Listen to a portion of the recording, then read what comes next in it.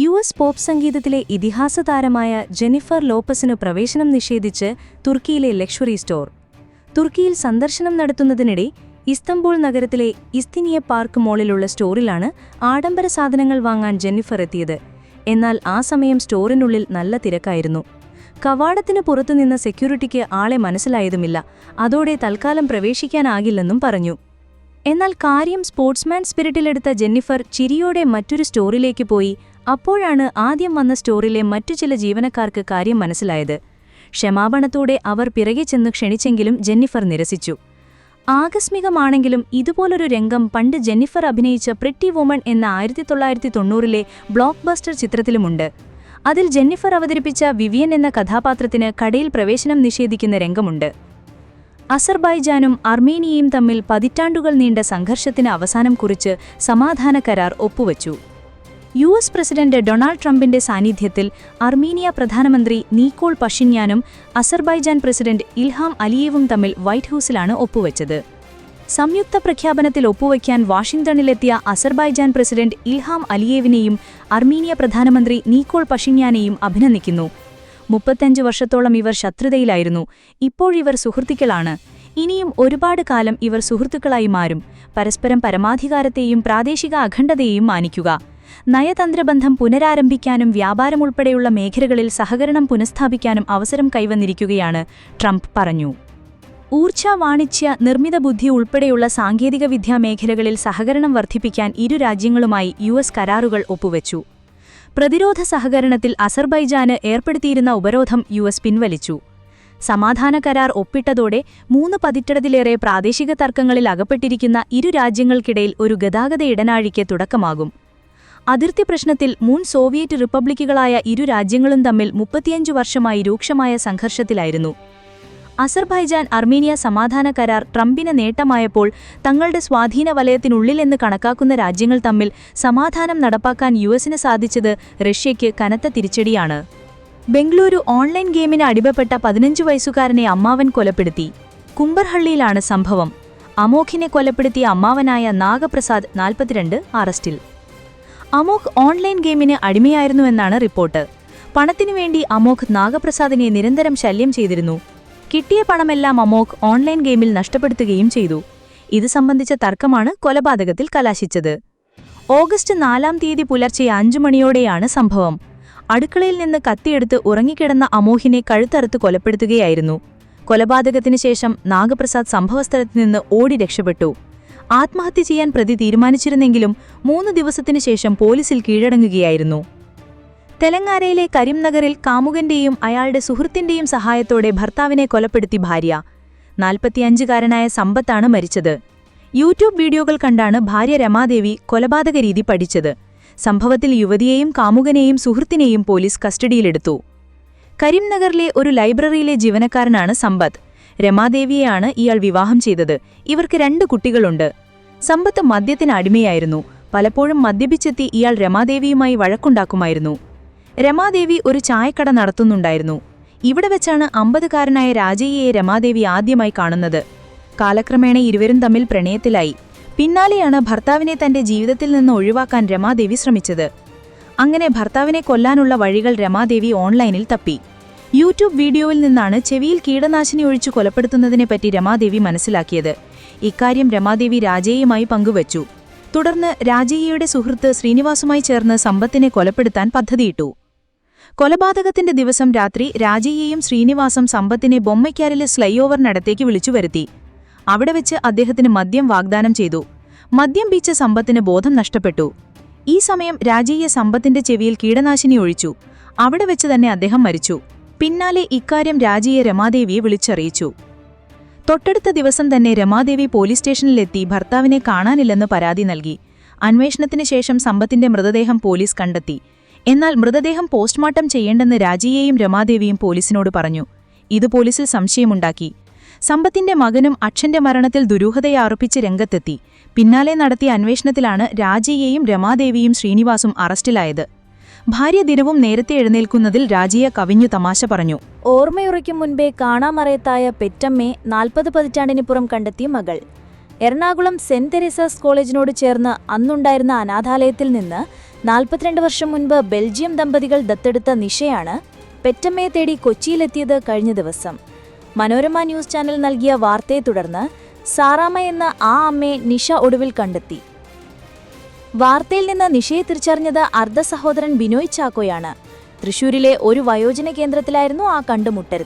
1983 മുളന്തുരുത്തിയിൽ നിന്ന് നിഷയെ ബന്ധുക്കൾ അനാഥാലയത്തിൽ എത്തിക്കുമ്പോൾ അന്നു താനും ഒപ്പമുണ്ടായിരുന്നുവെന്നും ബിനോയ് ഓർക്കുന്നു. 42 വർഷത്തിനിപ്പുറം അമ്മയെ അടുത്തറിഞ്ഞപ്പോൾ മനസ്സിൽ കോറിയിട്ടിരുന്ന ചോദ്യങ്ങളെല്ലാം മകൾ മായ്ച്ചു കളഞ്ഞ് കണ്ണെറിഞ്ഞ് കണ്ടു. അപ്പോഴും ഓർമ്മകളിലെവിടെയോ മകളെ തേടുകയായിരുന്നു സാറാമ്മ. ഭർത്താവ് യോസിനെയും മകൾ റായയെയും നിഷ അമ്മയ്ക്ക് പരിചയപ്പെടുത്തി. ബെൽജിയം ദമ്പതികളായ മാർട്ടീനെയും എരിക്കുമാണ് 1983 ഡിസംബർ 31 കുഞ്ഞിനെ ദത്തെടുത്തത്. 6 മാസം പ്രായമുള്ളപ്പോൾ കിട്ടിയ കുഞ്ഞിന് നിഷ എന്ന പേര് അന്ന് നൽകിയത് സിസ്റ്റർ തെരേസിറ്റയും സിസ്റ്റർ ബ്രിജിറ്റയുമായിരുന്നു. വളർത്തി വലുതാക്കിയ മാർട്ടീനി എറിക് എന്നിവരിൽ നിന്നാണ് കൊച്ചിയെക്കുറിച്ചും അവിടുത്തെ അനാഥാലയത്തെക്കുറിച്ചും നിഷ മനസ്സിലാക്കിയത്. ന്യൂഡൽഹി: തിരഞ്ഞെടുപ്പ് ഫലം ബിജെപിക്ക് അനുകൂലമാക്കാൻ വോട്ടുകൊള്ള നടത്തുന്നെന്ന രാഹുൽ ഗാന്ധിയുടെ ആരോപണത്തിനെതിരെ പ്രതിഷേധം ശക്തമായി. രാഹുൽ ഗാന്ധി ജനങ്ങളെ തെറ്റിദ്ധരിപ്പിക്കാനായി വോട്ടിന്റെ പേരിൽ അവകാശവാദം ഉന്നയിക്കുകയാണെന്ന് രാജ്യസഭാ എംപി GVL നരസിംഹ റാവു ആരോപിച്ചു. രാഹുൽ ഗാന്ധി സൗകര്യപ്രദമായി നുണകൾ പറയുകയാണെന്നും വസ്തുതകൾ വളച്ചൊടിക്കുകയാണെന്നും അദ്ദേഹം ആരോപിച്ചു. ജനങ്ങളെ തെറ്റിദ്ധരിപ്പിച്ചതിന് അദ്ദേഹം മാപ്പ് പറയണമെന്നും നരസിംഹറാവു പറഞ്ഞു. വോട്ട് മോഷണത്തെക്കുറിച്ച് പറയാനായി വസ്തുതകൾ വളച്ചൊടിച്ചും നുണകൾ പറഞ്ഞും രാഹുൽ ഗാന്ധി രാജ്യത്തെ ജനങ്ങളെയും മാധ്യമങ്ങളെയും തെറ്റിദ്ധരിപ്പിച്ചു. ബാംഗ്ലൂരിലെ മഹാദേവപുരം മണ്ഡലം തെരഞ്ഞെടുപ്പിന്റെ വിശ്വാസ്യത മുഴുവനായി നഷ്ടപ്പെടുത്തിയെന്നാണ് അദ്ദേഹം പറഞ്ഞത്. മഹാദേവപുരത്ത് വ്യാജ വോട്ടർമാരുണ്ടെന്ന അദ്ദേഹത്തിന്റെ അവകാശവാദം തെറ്റാണ്. ഇതൊരു വഞ്ചനാപരമായ പ്രസ്താവനയാണ്. രാഹുൽ ഗാന്ധിക്ക് എവിടെ നിന്നാണ് ഈ കണക്കുകൾ ലഭിച്ചത്? 2024 ലോക്സഭാ തെരഞ്ഞെടുപ്പിൽ മഹാദേവപുരം മണ്ഡലത്തിൽ രജിസ്റ്റർ ചെയ്ത വോട്ടർമാരുടെ എണ്ണം 6.59 ലക്ഷമായിരുന്നു. എന്നാൽ 2023 കോൺഗ്രസ് അധികാരത്തിൽ വന്ന സമയത്ത് ഇത് 6.07 ലക്ഷമായിരുന്നു. 8 മുതൽ 9% വരെയാണ് വോട്ടർമാരുടെ എണ്ണത്തിലുണ്ടായ വർധനവ്. അല്ലാതെ രാഹുൽ ഗാന്ധി അവകാശപ്പെടുന്നത് പോലെ 1 ലക്ഷത്തിൽ കൂടുതലല്ല, നരസിംഹറാവു പറഞ്ഞു. രാഹുൽ ഗാന്ധി നിരുത്തരവാദപരമായി പെരുമാറിയെന്ന് BJP MP ജഗദാംബിക പാലും ആരോപിച്ചു. എന്തുകൊണ്ടാണ് താൻ കണ്ടെത്തിയ തെളിവുകൾ അദ്ദേഹം തിരഞ്ഞെടുപ്പ് കമ്മീഷൻ കൈമാറാത്തതെന്നും ജഗദാംബിക പാൽ ചോദിച്ചു. ഇക്കഴിഞ്ഞ വ്യാഴാഴ്ചയാണ് വോട്ടെടുപ്പിന്റെ നടത്തിപ്പിൽ തിരഞ്ഞെടുപ്പ് കമ്മീഷൻ കൃത്രിമം നടത്തുന്നെന്നാരോപിച്ച് രാഹുൽ ഗാന്ധി വാർത്താ സമ്മേളനം നടത്തിയത്. കിഴക്കൻ യുക്രൈനിലെ 2 പ്രവിശ്യകൾ റഷ്യയ്ക്ക് വിട്ടുകൊടുത്തുള്ള സമാധാന കരാർ US പിന്തുണയോടെ ഒരുങ്ങുന്നുവെന്ന് റിപ്പോർട്ട്. വരുന്നയാഴ്ച റഷ്യൻ പ്രസിഡന്റ് വ്ളാഡിമിർ പുടിനും US പ്രസിഡന്റ് ഡൊണാൾഡ് ട്രംപും തമ്മിലുള്ള കൂടിയാഴ്ചയിൽ അന്തിമ ധാരണയാകുമെന്നും റിപ്പോർട്ട്. എന്നാൽ റിപ്പോർട്ട് വൈറ്റ് ഹൌസ് തള്ളി. 4 യുക്രൈൻ പ്രവിശ്യകളാണ് പുടിൻ ആവശ്യപ്പെടുന്നത്: ലുഹാൻസ്, ഡോണെറ്റ്സ്ക്, സപ്പോരിഷ്യ, ഖെർസൺ. ഇതിനു പുറമെ 2014 പിടിച്ചെടുത്ത ക്രിമിയയും. യുക്രൈന്റെ 1/5 വിട്ടുകൊടുത്തുള്ള കരാറിന് പ്രസിഡന്റ് വൊളോഡിമിർ സെലൻസ്കി തയ്യാറല്ല. ഈ സാഹചര്യത്തിൽ ഖെർസൺ, സപ്പോരിഷ്യ എന്നീ പ്രവിശ്യകളിൽ നിന്നും റഷ്യ സൈന്യത്തെ പിൻവലിച്ച് ധാരണയ്ക്ക് ശ്രമിക്കുമെന്നാണ് റിപ്പോർട്ട്. റഷ്യ പുടിൻ കൂടായ്ച കഴിഞ്ഞ ദിവസമാണ് സ്ഥിരീകരിച്ചത്. തീയതിയും സ്ഥലവും വെളിപ്പെടുത്തിയിട്ടില്ല. ഗാസയിൽ ഇസ്രായേൽ തുടരുന്ന ആക്രമണങ്ങളിൽ 42 പലസ്തീൻകാർ കൂടി കൊല്ലപ്പെട്ടു. ഇതിൽ 12 പേർ ഇസ്രായേൽ കരാറുകാരായ GHFന്റെ ഭക്ഷണ കേന്ദ്രങ്ങളിലെ വെടിവയ്പ്പുകളിലാണ്. GHF സഹായ വിതരണമല്ല, കൂട്ടക്കൊലയ്ക്ക് കളമൊരുക്കുകയാണെന്ന് ഫ്രഞ്ച് വൈദ്യസഹായ സംഘടനയായ ഡോക്ടേഴ്സ് വിത്തൌട്ട് ബോർഡേഴ്സ് MSF കുറ്റപ്പെടുത്തി. തെക്കൻ ഗാസയിലെ GHFന്റെ 2 വിതരണ കേന്ദ്രങ്ങൾക്ക് സമീപമാണ് MSFന്റെ ആരോഗ്യ കേന്ദ്രങ്ങൾ പ്രവർത്തിക്കുന്നത്. ജൂണിനും ജൂലൈക്കുമിടയിൽ വെടിവയ്പ്പുകളിൽ പരിക്കേറ്റ 41 കുട്ടികളടക്കം 1300 പേരെ ചികിത്സിച്ചതായി ഫ്രഞ്ച് സന്നദ്ധ സംഘടനയുടെ റിപ്പോർട്ട് വ്യക്തമാക്കി. പാലാ വാഹനാപകടത്തിൽ പരിക്കേറ്റ് ചികിത്സയിലായിരുന്ന വിദ്യാർത്ഥി മരിച്ചു. പാലാ തൊടുപുഴ ഹൈവേയിൽ മുണ്ടാങ്കൽ പള്ളിക്ക് സമീപമുണ്ടായ അപകടത്തിൽ ഗുരുതരമായി പരിക്കേറ്റ് ചികിത്സയിലായിരുന്ന അന്നമോൾ 11 മരിച്ചത്. അല്ലപ്പാറ പാലക്കുഴക്കുന്നേൽ സുനിലിന്റെ മകളാണിത്. ചേർപ്പുങ്കൽ മെഡിസിറ്റിയിൽ ചികിത്സയിലായിരുന്നു. പാലാ സെന്റ് മേരീസ് സ്കൂളിലെ 6ാം ക്ലാസ് വിദ്യാർത്ഥിനിയാണ്. അധ്യാപക പരിശീലനം നടത്തുന്ന വിദ്യാർത്ഥി നെടുങ്കണ്ടം സ്വദേശി ചന്തു സ്ത്രീജിയോടിച്ച കാർ നിയന്ത്രണം വിട്ട 2 സ്കൂട്ടറുകളിൽ ഇടിച്ചാണ് അപകടമുണ്ടായത്. അപകടത്തിൽ മേലുകാവുമറ്റം നെല്ലൻകുഴിയിൽ NK സന്തോഷിന്റെ ഭാര്യ ധന്യ സന്തോഷ് 38, അന്നമോളുടെ അമ്മ ജോമോൾ സുനിൽ 15 എന്നിവർ സംഭവസ്ഥലത്ത് വെച്ച് മരിച്ചിരുന്നു. ജോമോൾ മകളുമായി സ്കൂട്ടറിൽ പാലയിലുള്ള സ്കൂളിലേക്ക് വരികയായിരുന്നു. മറ്റൊരു സ്കൂട്ടറിൽ ധന്യ ഭാഗത്തേക്ക് വരികയായിരുന്നു. എതിർദിശയിൽ നിന്ന് അമിതവേഗത്തിൽ വന്ന കാർ 2 സ്കൂട്ടറുകളെയും ഇടിച്ചു തെറിപ്പിച്ചു. അന്നമോളുടെ സംസ്കാരം പിന്നീട്. അപകടത്തിൽ മരിച്ച അന്നമോളുടെ കണ്ണുകൾ 2 പേർക്ക് വെളിച്ചം നൽകും. മരണം സ്ഥിരീകരിച്ചതോടെ കണ്ണുകൾ ദാനം ചെയ്യാൻ പിതാവ് സുനിലും ബന്ധുക്കളും തീരുമാനിച്ചു. വസ്ത്രത്തിന്റെ പേരിൽ ഡൽഹിയിലെ ഒരു റെസ്റ്റോറന്റിൽ ദമ്പതികൾക്ക് പ്രവേശനം നിഷേധിച്ചതായി പരാതി. ഡൽഹിയിലെ പിത്തംപുരയിലാണ് അപകടം. സംഭവം സമൂഹമാധ്യമങ്ങളിൽ വൈറലായി.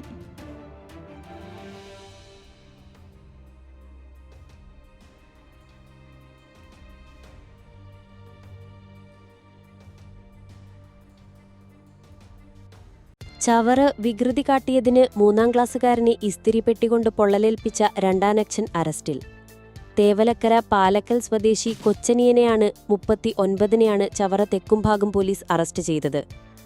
ആയുധം വെച്ച് ഉപദ്രവിക്കൽ, ജുവനൈൽ ജസ്റ്റിസ് ആക്ട് 75 എന്നീ വകുപ്പുകൾ പ്രകാരമാണ് അറസ്റ്റ്.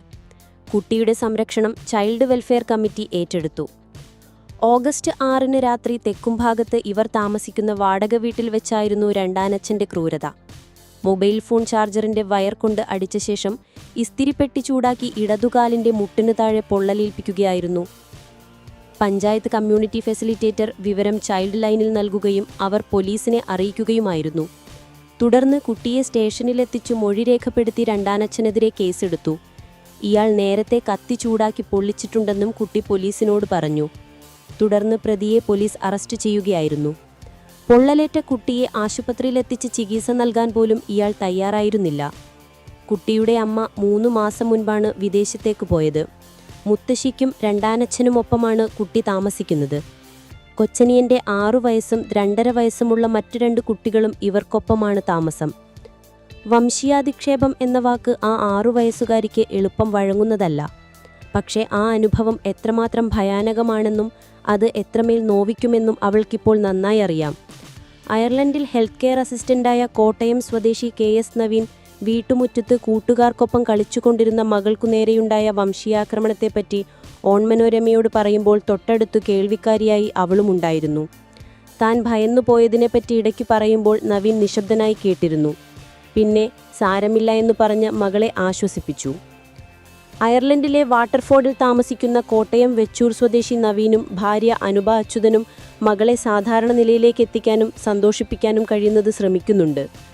ആക്രമണക്കേസ് അന്വേഷിക്കുന്ന പോലീസുമായി നിരന്തരം ബന്ധപ്പെടുന്നുമുണ്ട്. തിങ്കളാഴ്ച നവീന് നൈറ്റ് ഡ്യൂട്ടി ആയിരുന്നു. അതിനിടെയാണ് അനുപയുടെ കോൾ വന്നത്. അവരുടെ ശബ്ദം ഭയവും സങ്കടവും കൊണ്ട് വിറച്ചിരുന്നു. വീടിനുള്ളിലായിരുന്ന അനുപയുടെ അടുത്തേക്ക് കരഞ്ഞുകൊണ്ട് ഓടിവരികയായിരുന്നു മകൾ. അല്പനേരം മുൻപ് വരെ കൂട്ടുകാർക്കൊപ്പം വീടിനു മുന്നിൽ സ്കേറ്റ് ബോർഡിൽ കളിക്കുകയും സൈക്കിൾ ചവിട്ടുകയുമായിരുന്നു അവൾ. ഐരിഷുകാരും മലയാളി കുട്ടികളും ഉൾപ്പെടുന്ന 4 പേരാണ് നിയയുടെ അടുത്ത കൂട്ടുകാർ. എല്ലാവരും അയൽപ്പക്കക്കാരുമാണ്. കുട്ടികളെ ശ്രദ്ധിച്ചുകൊണ്ട് അനുപ വാതിൽപ്പടിയിൽ തന്നെ ഉണ്ടായിരുന്നു. 10 മാസം പ്രായമുള്ള ഇളയ കുഞ്ഞ് കരയാൻ തുടങ്ങിയപ്പോൾ അവർ വീട്ടിനുള്ളിലേക്ക് പോയി. അപ്പോഴാണ് നിയ കരഞ്ഞുകൊണ്ട് അകത്തേക്ക് ഓടി വന്നത്. അവളുടെ ഭയവും സങ്കടവും കണ്ടപ്പോൾ അനുപയും ഭയന്നുപോയി. നിയയ്ക്കൊപ്പം കളിച്ചിരുന്ന അയൽപ്പക്കത്തെ ഐറിഷ് പെൺകുട്ടിയാണ് സംഭവിച്ചതെന്താണെന്ന് അനുപയോട് പറഞ്ഞത്. ഐറിഷ്കാരായ 4 ആൺകുട്ടികളും ഒരു പെൺകുട്ടിയും സൈക്കിളിൽ അതുവഴി വന്നു. അവർ നിയയ്ക്കുനേരെ അതിവേഗം സൈക്കിളോടിച്ച് അവളെ ഇടിച്ചു വീഴ്ത്തുമെന്ന മട്ടിൽ ഭയപ്പെടുത്തി. അവളുടെ മുഖത്ത് ഇടിക്കുകയും കഴുത്തിൽ പിടിച്ച് അമർത്തുകയും ചെയ്തു. വൃത്തികെട്ട ഇന്ത്യക്കാരി തിരിച്ചുപോകുമെന്ന് ആക്രോശിച്ചുകൊണ്ടായിരുന്നു ആക്രമം. കുട്ടികൾ ഭയന്നുപോയി, നവീൻ പറഞ്ഞു. ഞങ്ങൾ സുരക്ഷാ ഉദ്യോഗസ്ഥരെ വിവരമറിയിച്ചു. അവർ വന്ന് കുട്ടികളെ ശ്രദ്ധിക്കണമെന്നു പറഞ്ഞു.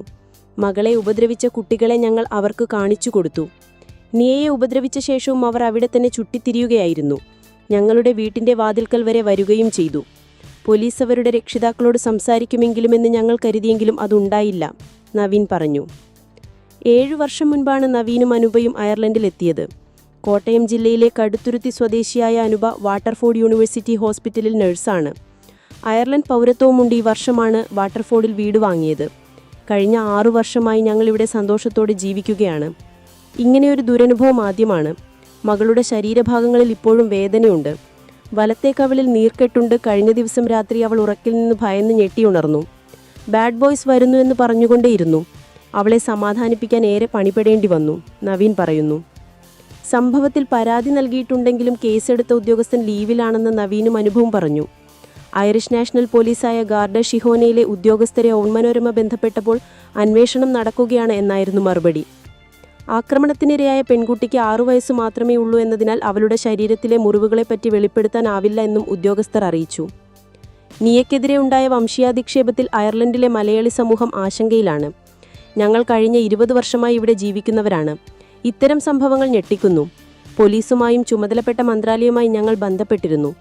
സമാധാനപൂർവ്വം ജീവിക്കാനുള്ള അന്തരീക്ഷം ഉണ്ടാകണമെന്ന് അയർലൻഡിലെ മലയാളി കൾച്ചറൽ അസോസിയേഷന്റെ ഭാരവാഹി രാജൻ ദേവസ്യ പറഞ്ഞു. ചങ്ങനാശ്ശേരി സ്വദേശിയായ രാജൻ അയർലൻഡിലെ ആരോഗ്യവകുപ്പിൽ നിന്ന് വിരമിച്ച് അവിടെ തന്നെ സ്ഥിരതാമസമാക്കിയതാണ്. കഴിഞ്ഞ 2 ആഴ്ചയ്ക്കിടെ അയർലൻഡ് ഇന്ത്യക്കാർക്ക് നേരെ വംശീയാധിക്ഷേപമുണ്ടാകുന്ന 3ാമത്തെ സംഭവമാണിത്. ഡബ്ലിനിൽ ഡാറ്റാ സയന്റിസ്റ്റായ സന്തോഷ് യാദവ് കഴിഞ്ഞ മാസം 27-ന് സുഹൃത്തിനൊപ്പം അത്താഴം കഴിച്ച ശേഷം വീട്ടിലേക്ക് നടക്കുന്നതിനിടെ 6 കൗമാരക്കാർ ആക്രമിച്ചിരുന്നു. ഇന്ത്യക്കാരനായ ഒരു ടാക്സി ഡ്രൈവറെ 2 യാത്രക്കാർ ആക്രമിച്ചു പരിക്കേൽപ്പിച്ച സംഭവമുണ്ടായി. കേസുമായി മുന്നോട്ടു പോകാനാണ് തീരുമാനമെന്ന് നവീൻ പറഞ്ഞു. ഇത് വിട്ടുകളയാനാവില്ല. ഞങ്ങളുടെ കുട്ടികൾ ഇവിടെ ജനിച്ചു വളർന്നവരാണ്. ഞങ്ങൾക്കിവിടെ സമാധാനത്തോടെ ജീവിക്കണം. ഇത്തരം അനുഭവം മറ്റാർക്കും ഉണ്ടാകരുത് എന്നും. കേന്ദ്ര സർക്കാർ സ്ഥാപനമായ National Centre for Earth Science സ്റ്റഡീസിൽ ലൈംഗികാതിക്രമവുമായി ബന്ധപ്പെട്ട് ജീവനക്കാരികൾ നൽകിയ പരാതിയുടെ അടിസ്ഥാനത്തിൽ മുതിർന്ന ഉദ്യോഗസ്ഥനെ സസ്പെൻഡ് ചെയ്തു. ജീവനക്കാരികളുടെ പരാതിയുടെ അടിസ്ഥാനത്തിൽ ആഭ്യന്തര പരാതി സമിതി രൂപീകരിക്കുകയും അന്വേഷണം നടത്തുകയും ചെയ്തെന്ന് ഡയറക്ടറുടെ ഉത്തരവിൽ പറയുന്നു. ഇതിന്റെ അടിസ്ഥാനത്തിൽ ഓഗസ്റ്റ് 4-നാണ് ഉദ്യോഗസ്ഥനെ അന്വേഷണ വിധേയമായി സസ്പെൻഡ് ചെയ്തത്. പരാതികളുടെ അടിസ്ഥാനത്തിൽ ജൂലൈ 27-ന് ഉദ്യോഗസ്ഥനെ തലസ്ഥാനത്ത് നിന്നും ഒഴിവാക്കി ഡയറക്ടർ ഉത്തരവിറക്കിയിരുന്നു. ആഭ്യന്തര സമിതി അന്വേഷണം നടത്തുകയാണെന്നും അതിനുശേഷം മാത്രമേ പോലീസിൽ റിപ്പോർട്ട് ചെയ്യുന്നതുൾപ്പെടെയുള്ള കാര്യങ്ങൾ തീരുമാനിക്കുകയുള്ളൂ എന്നും അധികൃതർ വ്യക്തമാക്കി. അതേസമയം നടപടി സസ്പെൻഷനിൽ ഒതുക്കാനുള്ള നീക്കമാണ് നടക്കുന്നതെന്ന് പരാതിക്കാർ ആക്ഷേപമുന്നയിച്ചു. പ്രതിപക്ഷ നേതാവ് രാഹുൽ ഗാന്ധിയുടെ വാർത്താസമ്മേളനത്തിന് പിന്നാലെ സംസ്ഥാനങ്ങളിലെ വോട്ടർ പട്ടിക വെബ്സൈറ്റിൽ നിന്ന് നീക്കം ചെയ്തുവെന്ന ആരോപണം നിഷേധിച്ചു തിരഞ്ഞെടുപ്പ് കമ്മീഷൻ. വോട്ടർ പട്ടിക പിൻവലിച്ചുവെന്ന പ്രചരണം തെറ്റാണെന്നും എല്ലാ വോട്ടർ പട്ടികകളും പൊതുജനങ്ങൾക്ക് ലഭ്യമാകുമെന്നും കമ്മീഷൻ അറിയിച്ചു. രാഹുൽ ഗാന്ധിയുടെ വോട്ട് ചോറി അഥവാ വോട്ട് മോഷ്ടിക്കൽ ആരോപണങ്ങൾക്ക് പിന്നാലെയാണ് സമൂഹമാധ്യമങ്ങളിൽ വോട്ടർ പട്ടിക നീക്കം ചെയ്തുവെന്ന പ്രചരണം സമൂഹമാധ്യമങ്ങളിൽ വ്യാപിച്ചത്. വെബ്സൈറ്റ് തകരാറിലായെന്നും വോട്ടർ ഡേറ്റ ഇല്ലാതാക്കിയെന്നുമുള്ള വാദങ്ങളും കമ്മീഷൻ തള്ളി. വോട്ടർ പട്ടിക പൊതുജനങ്ങൾക്ക് സൈറ്റിലൂടെ പരിശോധിക്കാവുന്നതാണെന്നും തിരഞ്ഞെടുപ്പ് കമ്മീഷൻ പറഞ്ഞു. വെബ്സൈറ്റിൽ നിന്നും വോട്ടർ പട്ടിക ഒറ്റ രാത്രി കൊണ്ട് നീക്കം ചെയ്തു എന്ന് അവകാശപ്പെടുന്ന എക്സ് അക്കൗണ്ട് പോസ്റ്റിന്റെ സ്ക്രീൻഷോട്ട് പങ്കുവച്ചാണ് തിരഞ്ഞെടുപ്പ് കമ്മീഷൻ മറുപടി നൽകിയത്. ഇന്ത്യയിലെ എല്ലാ സംസ്ഥാനങ്ങളിലെയും കേന്ദ്രഭരണ പ്രദേശങ്ങളിലെയും വോട്ടർ പട്ടിക www.voters.eci.gov.in/download-erol എന്ന സൈറ്റിലൂടെ പരിശോധിക്കാവുന്നതാണെന്നും തിരഞ്ഞെടുപ്പ് കമ്മീഷൻ പറഞ്ഞു. കോഴിക്കോട് പേരാമ്പ്രയിലെ വയോധയുടെ മരണത്തിൽ മകനെ അറസ്റ്റ് ചെയ്തു പോലീസ്. കൂത്താളി തൈപ്പറമ്പിൽ പത്മാവതി 65-യുടെ മരണത്തിൽ മകൻ ലിനീഷ് 47-ൽ അറസ്റ്റിലായി. കഴിഞ്ഞ ചൊവ്വാഴ്ചയായിരുന്നു സംഭവം. വീടിനകത്ത് വീണ് പരിക്കേറ്റ നിലയിൽ കണ്ടെത്തിയ പത്മാവതിയെ സ്വകാര്യ ആശുപത്രിയിൽ എത്തിച്ചെങ്കിലും ജീവൻ രക്ഷിക്കാനായില്ല. തുടർന്ന് പോലീസ് നടത്തിയ അന്വേഷണത്തിൽ മകൻ ലിനീഷ് മർദ്ദിച്ച് കൊലപ്പെടുത്തിയതാണെന്ന് കണ്ടെത്തി. സ്വത്തു തർക്കമാണ് കൊലപാതകത്തിന് കാരണമെന്ന് പോലീസ് പറയുന്നു. വീണു പരിക്കുപറ്റിയ നിലയിലാണെന്ന് മകൻ ലിനീഷ് നാട്ടുകാരെ അറിയിച്ചതിനെ തുടർന്നാണ് പത്മാവതിയെ നാട്ടുകാർ ചേർന്ന് ആശുപത്രിയിൽ എത്തിച്ചത്. പത്മാവതിയുടെ മുഖത്തും തലയിലും പരിക്കു കണ്ടതോടെ ആശുപത്രി അധികൃതർ വിവരം പോലീസിനെ അറിയിക്കുകയായിരുന്നു. മരണത്തിൽ ദുരൂഹതയുണ്ടെന്ന ആരോപണം ഉയർന്നതോടെ മൃതദേഹം മെഡിക്കൽ കോളേജിലേക്ക് മാറ്റി പോസ്റ്റ്മോർട്ടം നടത്തി. മദ്യലഹരിയിലെത്തുന്ന ഇളയ മകൻ ലിനീഷ് പത്മാവതിയെ നിരന്തരം ദേഹോപദ്രവിക്കാറുണ്ടെന്ന് നാട്ടുകാർ പോലീസിനെ അറിയിച്ചിരുന്നു. സംസ്കാരം കഴിഞ്ഞ ശേഷം ലിനീഷിനെ ചോദ്യം ചെയ്ത പോലീസ് പിന്നീട് ഇയാളെ വിട്ടയച്ചിരുന്നു. എന്നാൽ പോസ്റ്റ്മോർട്ടം റിപ്പോർട്ട് ലഭിച്ചതോടെയാണ് ഇയാളെ അറസ്റ്റ് ചെയ്തത്. തലയ്ക്ക് പിറകിലേറ്റ മാരകമായ പരിക്കാണ് മരണകാരണമെന്ന റിപ്പോർട്ടിൽ പറയുന്നുണ്ട്. സാമ്പത്തിക പ്രശ്നത്തിന്റെ പേരിൽ ലിനീഷ് വീട്ടിൽ നിരന്തരം പ്രശ്നങ്ങൾ ഉണ്ടാക്കുകയായിരുന്നു. പല ദിവസങ്ങളിലും അടുത്ത വീട്ടിലായിരുന്നു പത്മാവതി ഉറങ്ങിയിരുന്നത്. മദ്യപിച്ചെത്തുന്ന മകൻ ലിനീഷ് ഇവരെ ആക്രമിച്ചും വീട്ടിൽ നിന്ന് പുറത്താക്കി വാതിലടയ്ക്കുകയും ചെയ്യുന്നത് പതിവായിരുന്നു എന്ന് നാട്ടുകാർ പറയുന്നു. പിതാവ് സൈന്യത്തിലായതിനാൽ ലഭിച്ചിരുന്ന പെൻഷനും സ്വത്തിനും വേണ്ടിയുള്ള പിടിവാശിയായിരുന്നു പ്രശ്നങ്ങൾക്ക്. അമ്മ സഹോദരന് പണം മുഴുവൻ നൽകുകയാണെന്ന് ലിനീഷ് ആരോപിച്ചിരുന്നു. ഇതിന്റെ പേരിലും മർദ്ദനം നടന്നിരുന്നു. തിങ്കളാഴ്ച രാത്രി 9 മണിയോടെ പത്മാവതിയുടെ മാല അഴിച്ചു വാങ്ങിയ ലിനീഷ് പത്മാവതിയെ മാല കൊണ്ട് അടിക്കുകയായിരുന്നു. അടിയുടെ ശക്തിയിൽ പത്മാവതിക്ക് മുഖത്ത് പരിക്കുപറ്റി. പിന്നീട് തല പിടിച്ച് കാൽമുട്ടുകൊണ്ട് നെറ്റിയിലും അടിവയറ്റിലും തൊഴുകയായിരുന്നു. മുട്ടുകൊണ്ട് വയറിന്റെ മുകൾ ഭാഗത്തേറ്റ വാരിയലുകൾ പൊട്ടിയത്. വോളിബോൾ കളിക്കാരനായ ലിനീഷിന്റെ കൈകളുടെ ശക്തിയാണ് അമ്മ പെട്ടെന്ന് അവശയാകാനും മരിക്കാനും കാരണമെന്ന് പോലീസ് പറഞ്ഞു. തെളിവെടുപ്പിന് ശേഷം പ്രതിയെ കോടതിയിൽ ഹാജരാക്കി. ഒഡീഷയിൽ മലയാളികളായ കത്തോലിക്ക പുരോഹിതന്മാരെയും കന്യാസ്ത്രീകളെയും ആക്രമിച്ച സംഭവത്തെ അപലപിച്ച് മുഖ്യമന്ത്രി പിണറായി വിജയൻ മതപരിവർത്തനം നടത്തിയെന്ന വ്യാജാരോപണം ഉന്നയിച്ചാണ് സംഘപരിവാർ ഗുണ്ടകൾ പുരോഹിതരെയും കന്യാസ്ത്രീകളെയും ആക്രമിച്ചതെന്നും രാജ്യത്ത് ക്രിസ്ത്യാനികൾക്കെതിരെ നടന്നുകൊണ്ടിരിക്കുന്ന വർഗീയ വേട്ടയാടലിന്റെ പ്രതിഫലനമാണ് ആക്രമണമെന്നും മുഖ്യമന്ത്രി എക്സിൽ കുറിച്ചു. ഒഡീഷയിലെ ജലേശ്വരിൽ കേരളീയ കത്തോലിക്ക പുരോഹിതന്മാരെയും കന്യാസ്ത്രീകളെയും മതപരിവർത്തനം നടത്തിയെന്ന വ്യാജാരോപണം ഉന്നയിച്ച് സംഘപരിവാർ ഗുണ്ടകൾ ആക്രമിച്ചുവെന്ന റിപ്പോർട്ടുകൾ രാജ്യത്ത് ക്രിസ്ത്യാനികൾക്കെതിരെ നടന്നുകൊണ്ടിരിക്കുന്ന വർഗീയ വേട്ടയാടലിന്റെ പ്രതിഫലനമാണ്. ആഴ്ചകൾക്ക് മുൻപ് ഛത്തീസ്ഗഡിൽ കന്യാസ്ത്രീകളെ അറസ്റ്റ് ചെയ്തത് ഇതിന് ഉദാഹരണമാണ്. ഭരണകൂടത്തിന്റെ ശിക്ഷ ഇളവ് മൂലം സാധ്യമായ അത്തരം ഹിന്ദുത്വ അതിക്രമത്തെ മതേതര ജനാധിപത്യ ശക്തികൾ ഒറ്റക്കെട്ടായി ചെറുക്കണം, മുഖ്യമന്ത്രി വ്യക്തമാക്കി. പത്തനംതിട്ട നൂറനാട് ആദിക്കാട്ടുകുളങ്ങരയിൽ 4ാം ക്ലാസ്സുകാരിയെ ക്രൂരമായി മർദ്ദിച്ച പിതാവും രണ്ടാനമ്മയും പിടിയിൽ. രണ്ടാനമ്മ ഷെബീനയും പിതാവ് അൻസറുമാണ് പിടിയിലായത്. അൻസറിനെ പത്തനംതിട്ട കടമാംകുളത്ത് നിന്നും ഷഫീനയെ കൊല്ലം ചക്കുവള്ളിയിൽ നിന്നും പോലീസ് പിടികൂടുകയായിരുന്നു. പെൺകുട്ടിയെ ക്രൂരമായി മർദ്ദിച്ച സംഭവത്തിൽ ബാലാവകാശ കമ്മീഷനും കേസെടുത്തിട്ടുണ്ട്. സംഭവത്തിൽ ഇടപെട്ട ബാലാവകാശ കമ്മീഷൻ ജില്ലാ ശിശുക്ഷേമ ഓഫീസറോടും നൂറനാട് SHOയോടും അന്വേഷണ റിപ്പോർട്ട് തേടിയിരുന്നു. കുട്ടിക്ക് കൗൺസിലിംഗ് സേവനം ഉറപ്പുവരുത്താൻ ജില്ലാ ശിശുക്ഷേമ ഓഫീസർക്ക് നിർദ്ദേശം നൽകിയിട്ടുണ്ട്. കുട്ടിയുടെ അസ്വസ്ഥത ശ്രദ്ധയിൽപ്പെട്ട് അത് ചോദിച്ചപ്പോൾ കുട്ടി മർദ്ദന വിവരം തുറന്നു പറയുകയായിരുന്നു. മർദ്ദനത്തിന്റെ കഥ കേട്ട അധ്യാപികയാണ് പ്രധാന അധ്യാപകനെ വിവരമറിയിച്ചത്. സ്കൂൾ ലീഡറായ പെൺകുട്ടി രാവിലെ നടന്ന ചടങ്ങിൽ പ്രസംഗിക്കുമ്പോഴാണ് അധ്യാപകരും PTA ഭാരവാഹികളും കവിളിൽ അടിയേറ്റ പാടുകൾ കണ്ടത്. തുടർന്നാണ് കുറിപ്പ് കണ്ടതും പോലീസിൽ വിവരമറിയിച്ചതും. ഇന്ത്യയും US-ഉം തമ്മിലുള്ള താരിഫ് യുദ്ധം കൂടുതൽ കടുക്കുന്നു. US-ഉമായുള്ള പ്രതിരോധ ഇടപാടുകൾ താൽക്കാലികമായി ഇന്ത്യ നിർത്തിവെക്കുന്നതായി റോയിട്ടേഴ്സ് റിപ്പോർട്ട് ചെയ്തു തുടങ്ങി. US-ൽ നിന്ന് യുദ്ധവിമാനങ്ങൾ, മിസൈലുകൾ, ബോയിംഗ് വിമാനങ്ങൾ എന്നിവ വാങ്ങുന്നതിനുള്ള ചർച്ചകളാണ് ഇന്ത്യ താൽക്കാലികമായി നിർത്തിവെച്ചത്. താരിഫിലും ഉഭയകക്ഷി ബന്ധത്തിലും വ്യക്തത ലഭിച്ചു കഴിഞ്ഞാൽ പ്രതിരോധ കരാറുകളുമായി മുന്നോട്ടു പോകാമെന്നാണ് ഇന്ത്യയുടെ തീരുമാനം. അതേസമയം US-ഉമായുള്ള പ്രതിരോധ ചർച്ചകൾ നിർത്തിവെച്ചെന്ന തരത്തിൽ വന്ന വാർത്തകൾ തെറ്റാണെന്ന് പ്രതിരോധ മന്ത്രാലയം അറിയിച്ചു. വാർത്തകൾ കെട്ടിച്ചമച്ചതാണെന്നും വിദേശകാര്യ മന്ത്രാലയം പറഞ്ഞു. US-ൽ നിന്ന് ആയുധങ്ങളും വിമാനങ്ങളും വാങ്ങുന്നതിനുള്ള പദ്ധതി ഇന്ത്യ നിർത്തിവെച്ചതായി വാർത്താ ഏജൻസിയായ റോയിട്ടേഴ്സ് റിപ്പോർട്ട് ചെയ്തതിന് പിന്നാലെയാണ് വിദേശകാര്യ മന്ത്രാലയത്തിന്റെ വിശദീകരണം.